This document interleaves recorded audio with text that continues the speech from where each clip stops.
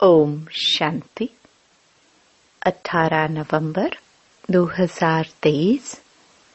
बाबा के महावाक्य। मीठे बच्चे, मनुष्य को देवता बनाने की सर्विस का तुम्हें बहुत बहुत शौक होना चाहिए, लेकिन इस सर्विस के लिए स्वयं में हड्डी धारना चाहिए। प्रश्न: आत्मा मैली कैसे बनती है? आत्मा पर कौन सी मैल चढ़ती है? उत्तर: मित्र संबंधियों की याद से आत्मा मैली बन जाती है। पहले नंबर का खिचड़ा है देह अभिमान का, फिर लोभ मोह का खिचड़ा शुरू होता है। यह विकारों की मैल आत्मा पर चढ़ती है, फिर बाप की याद भूल जाती है, सर्विस नहीं कर सकते हैं। गीत: तुम्हारे बुलाने को जी चाहता है। ओम शांति। यह गीत बड़ा अच्छा है। बच्चे गारंटी भी करते हैं कि आपका सुन करके फिर यह ज्ञान सुनाने की दिल होती है। याद तो बच्चे करते हैं, यह भी जरूर है। कोई याद करते होंगे और मिले भी होंगे। कहा जाता है, कोटों में कोई आकर के यह वर्षा लेते हैं। अभी तो बुद्धि बहुत विशाल हो गई है।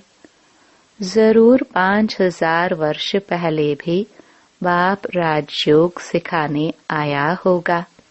पहले पहले तो यह समझाना है कि नॉलेज किसने सुनाई थी, क्योंकि यह बड़ी भूल है।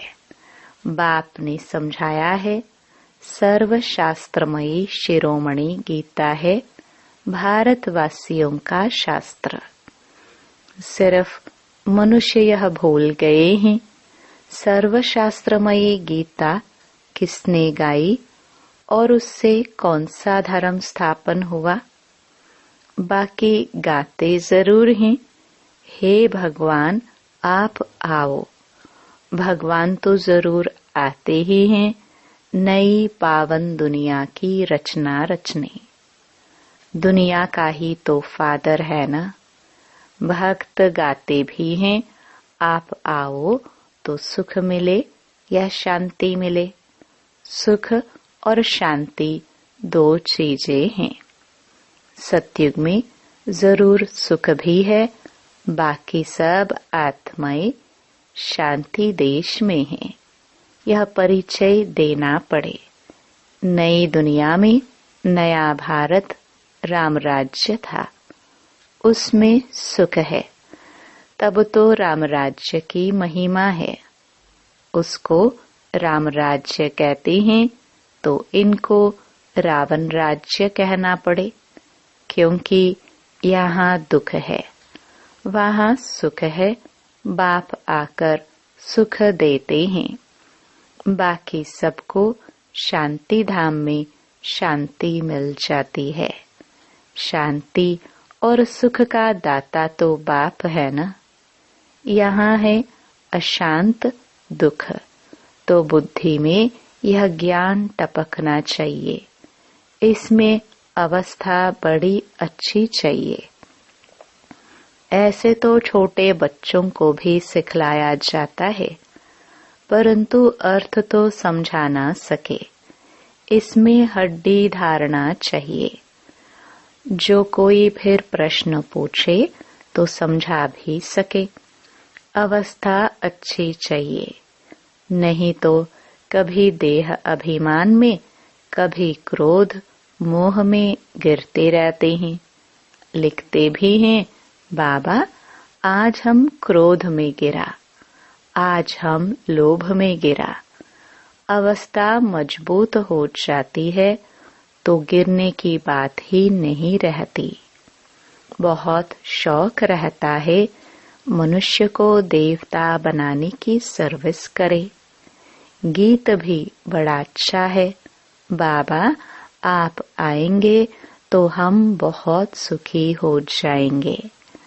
बाप को आना तो जरूर है, नहीं तो पतित सृष्टि को पावन कौन बनाए। श्री कृष्ण तो देहधारी है, उनका व ब्रह्मा विष्णु शंकर का नाम नहीं ले सकते। गाते भी हैं पतित पावन आओ, तो उनसे पूछना चाहिए यह तुमने किसके लिए कहा। पतित पावन कौन है और वह कब आएगा। पतित पावन वह है, उनको बुलाते हो तो जरूर यह पतित दुनिया है। पावन दुनिया सत्युग को कहा जाता है। पतित दुनिया को पावन कौन बनाएंगे। गीता में भी है, बरोबर भगवान ने ही राजयोग सिखाया और इन विकारों पर ही जीत पाई। काम महाशत्रु है। पूछना पड़ता है कि यह किसने कहा कि मैं राजयोग सिखाता हूँ। काम महाशत्रु है। यह किसने कहा कि मैं सर्वव्यापी हूँ। किस शास्त्र में लिखा हुआ है। किसके लिए कहा जाता है पतित पावन। क्या पतित पावनी गंगा है या और कोई है। गांधी जी भी कहते थे पतित पावन आओ। गंगा तो हमेशा है ही, यह कोई नई नहीं है। गंगा को तो अविनाशी कहेंगे, बाकी सिर्फ तमोगुणी तत्व बन जाते हैं तो उनमें चंचलता आ जाती है। बाढ़ कर देते हैं, अपना रास्ता छोड़ देते हैं। सत्युग में तो बड़ा रेगुलर सब चलता है। कम जास्ती बारिश आदि नहीं पड़ सकती। वहाँ दुख की बात नहीं। तो बुद्धि में यह रहना चाहिए कि पतित पावन हमारा बाबा ही है। पतित पावन को जब याद करते हैं तो कहते हैं हे भगवान, हे बाबा। यह किसने कहा। आत्मा ने। तुम जानते हो पतित पावन शिव बाबा आया हुआ है। निराकार अक्षर जरूर डालना है, नहीं तो साकार को मान लेते हैं। आत्मा पतित बनी हुई है। यह कह नहीं सकते कि सब ईश्वर हैं। अहम ब्रह्मस्मि या शिवोहम कहना बात एक ही है, लेकिन रचना का मालिक तो एक ही रचता है। भल मनुष्य और कोई लंबा चौड़ा अर्थ करेंगे। हमारी बात तो है ही सेकंड की। सेकंड में बाप का वर्षा मिलता है। बाप का वर्षा है स्वर्ग की राजाई। उनको जीवन मुक्ति कहा जाता है। यह है जीवन बंध। समझाना चाहिए बरोबर। जब आप आएंगे तो जरूर हमको स्वर्ग का मुक्ति जीवन मुक्ति का वर्षा देंगे।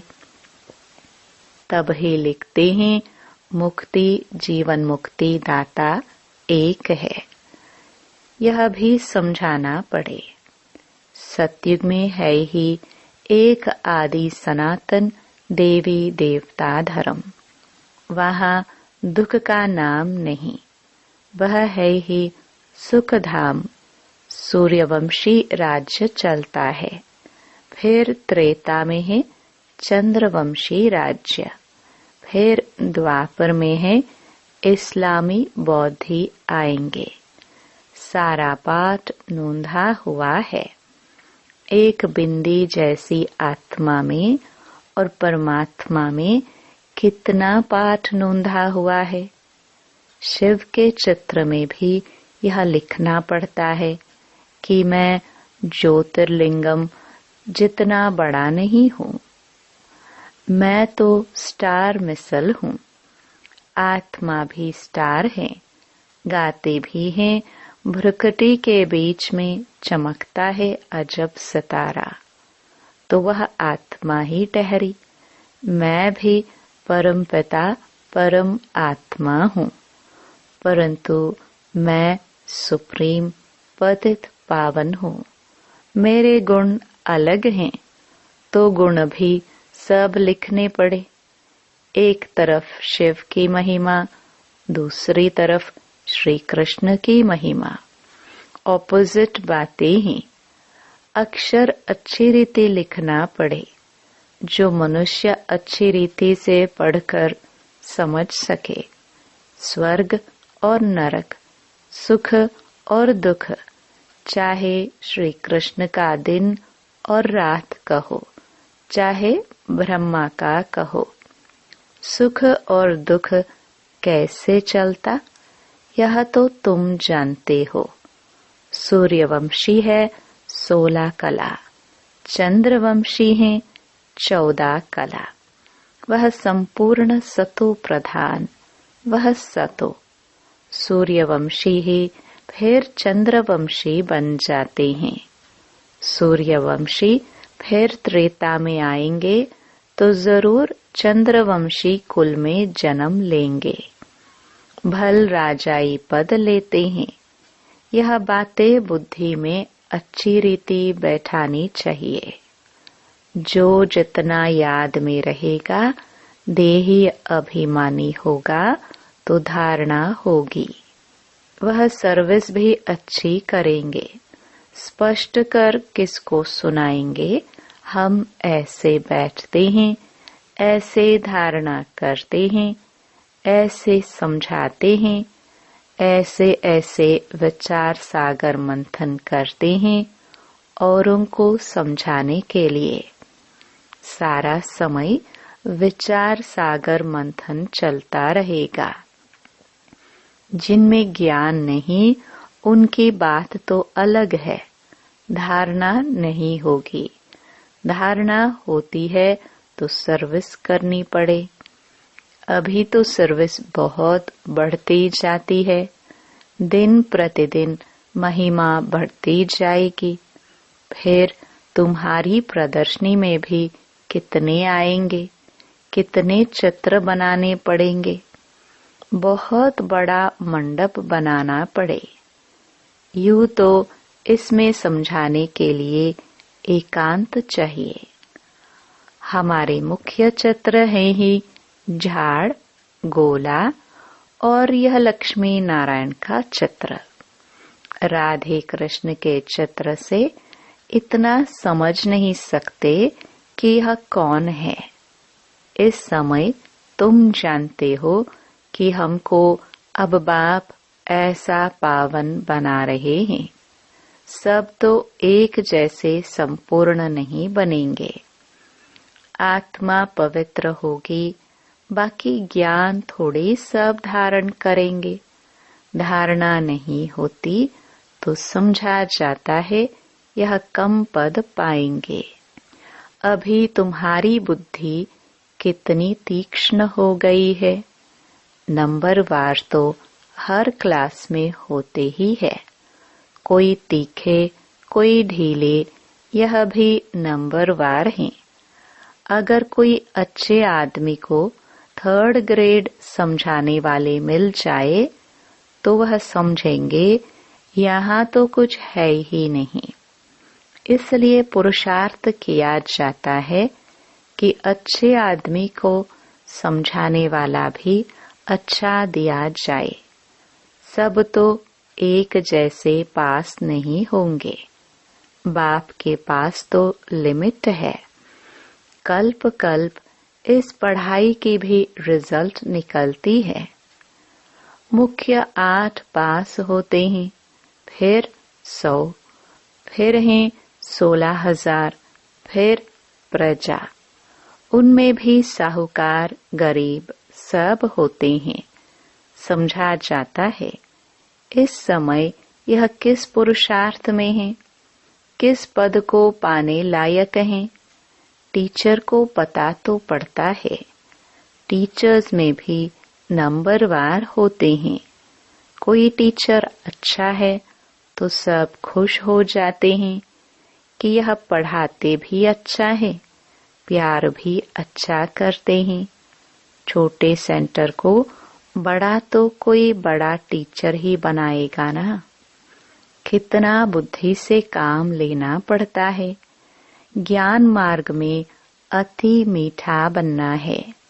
स्वीट तब बनेंगे जब मीठे बाप के साथ पूरा योग होगा तो धारणा भी होगी।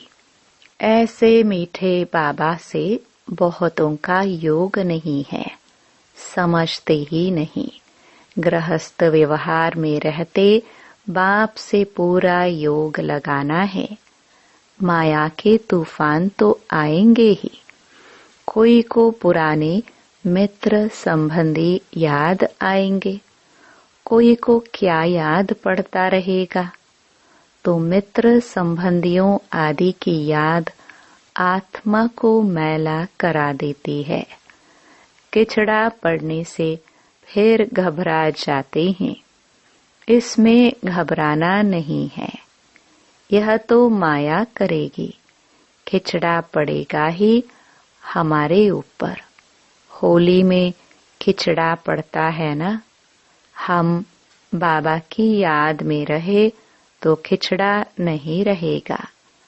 बाबा को भूले तो पहला नंबर देह अभिमान का खिचड़ा पड़ेगा।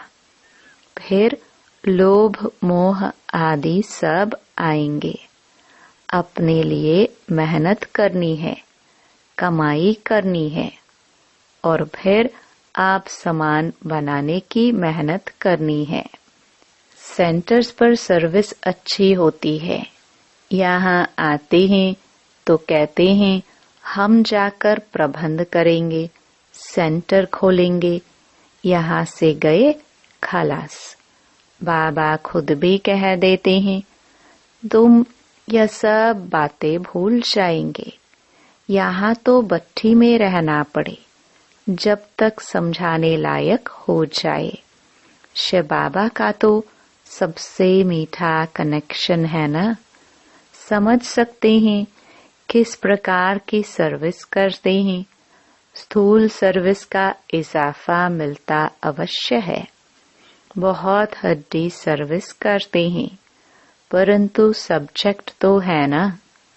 उस पढ़ाई में भी सब्जेक्ट होती हैं, तो इस रूहानी पढ़ाई के भी सब्जेक्ट हैं। पहले नंबर की सब्जेक्ट है याद, पीछे पढ़ाई, बाकी सब है गुप्त। इस ड्रामा को भी समझना पड़ता है। यह भी कोई को पता नहीं है कि 1250 वर्ष हर एक युग में है। सतयुग कितना समय था?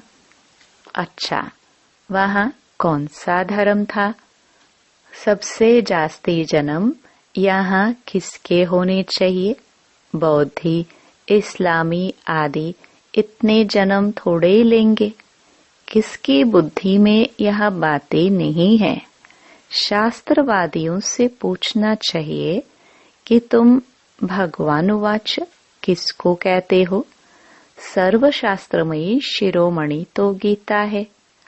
भारत में पहले पहले तो देवी देवता धर्म था। उनका शास्त्र कौन सा? गीता किसने गाई? श्री कृष्ण भगवानुवाच तो हो ना सके। स्थापना और विनाश कराना तो भगवान का ही काम है। श्री कृष्ण भला कब आया? अभी किस रूप में है? शिव बाबा के ऑपोजिट श्री कृष्ण की महिमा जरूर लिखनी पड़ेगी। शिव है गीता का भगवान। उनसे श्री कृष्ण को पद मिला। श्री कृष्ण के 84 जन्म भी दिखाते हैं। पिछाड़ी में फिर ब्रह्मा का एडॉप्टेड चित्र भी दिखाना पड़े। हमारे बुद्धि में जैसे 84 जन्मों की माला पड़ी हुई है। लक्ष्मी नारायण के भी 84 जन्म जरूर दिखाने पड़े। रात को विचार सागर मंथन कर और ख्याल चलाना पड़ता है। सेकंड में जीवन मुक्ति मिलती है। इसके लिए हम क्या लिखे? जीवन मुक्ति माना स्वर्ग में जाना। सो तो जब बाप स्वर्ग का रचयिता आए, उनके बच्चे बने, तब स्वर्ग के मालिक बने। सतयुग है पुण्य आत्माओं की दुनिया। यह कलयुग है पाप आत्माओं की दुनिया। वह है निर्विकारी दुनिया। वहाँ माया रावण का राज्य ही नहीं है। भल वहाँ यह सारा ज्ञान नहीं रहता, लेकिन हम आत्मा है। यह शरीर बूढ़ा हुआ, इसको अब छोड़ना है। यह तो ख्यालात रहते हैं न। यहाँ तो आत्मा का भी ज्ञान कोई में नहीं है। बाप से जीवन मुक्ति का वर्षा मिलता है, तो याद भी उनको करना चाहिए न। बाप फरमान करते हैं, मन मना भव। गीता में यह किसने कहा कि मन मना भव? मुझे याद करो और विष्णुपुरी को याद करो। यह कौन कह सकता है? श्री कृष्ण को तो पतित पावन कह न सके। 84 जन्मों का राज भी कोई थोड़े जानते हैं, तो तुम्हें सबको समझाना चाहिए। तुम इन बातों को समझकर अपना और सबका कल्याण करो, तो तुम्हारा मान बहुत होगा। निडर हो, जहाँ तहाँ फिरते रहो। तुम हो बहुत गुप्त। भल ड्रेस बदलकर सर्विस करो। चित्र सदैव पास में हो। अच्छा, मीठे मीठे सिखिलदे बच्चों प्रति मात पिता बाप दादा का याद प्यार और गुड मॉर्निंग। रूहानी बाप के रूहानी बच्चों का नमस्ते।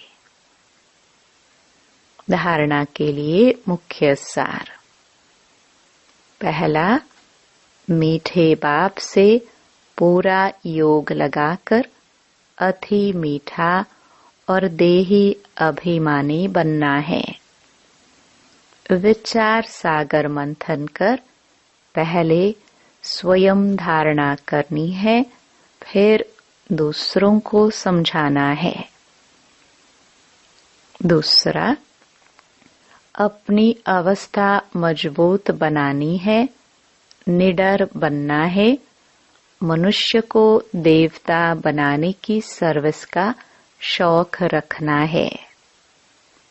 वरदान, सदा खुशी की खुराक खाने और खिलाने वाले खुशहाल खुश नसीब भव। आप बच्चों के पास सच्चा अविनाशी धन है, इसलिए सबसे साहूकार आप हो। चाहे सूखी रोटी भी खाते हो, लेकिन खुशी की खुराक उस सूखी रोटी में भरी हुई है। उसके आगे कोई खुराक नहीं।